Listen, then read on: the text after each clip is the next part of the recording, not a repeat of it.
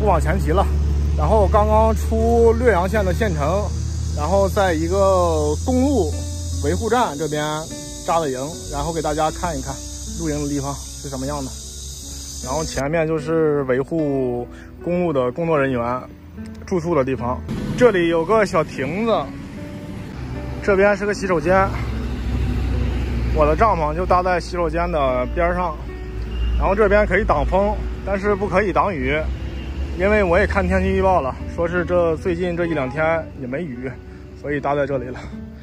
刚刚铺好里面，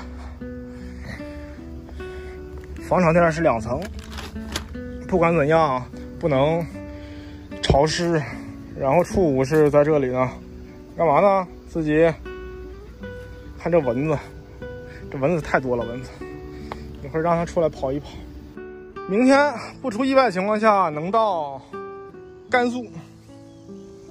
太阳快下山了，然后一会儿我去隔壁商店里买点吃的，这蚊子太多了，买点吃的凑合着吃一口，然后明天早点出发，趁着凉快。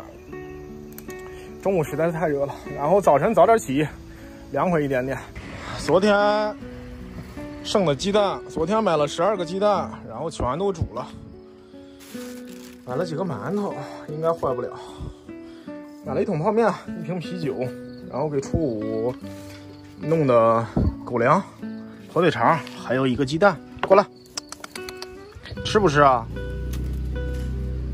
对，多吃点，我得抓紧吃饭。然后蚊子越来越多呀，蚊子只能吃泡面了。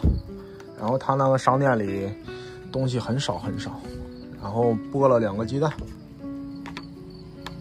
花生米我也没拿，然后在里边呢，我也怕麻烦。今天就这样了。第一口啤酒，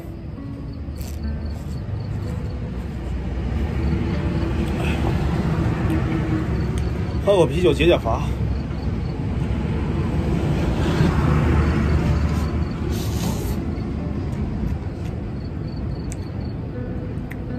1口啤酒，1口面，1个蛋。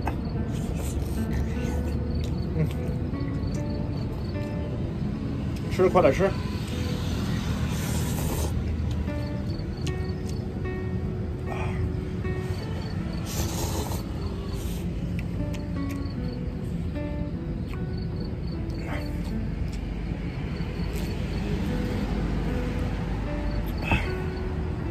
好了，今天的视频就拍到这里。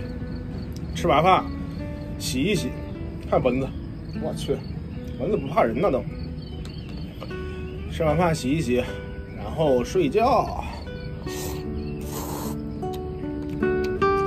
咱们甘肃见，拜拜。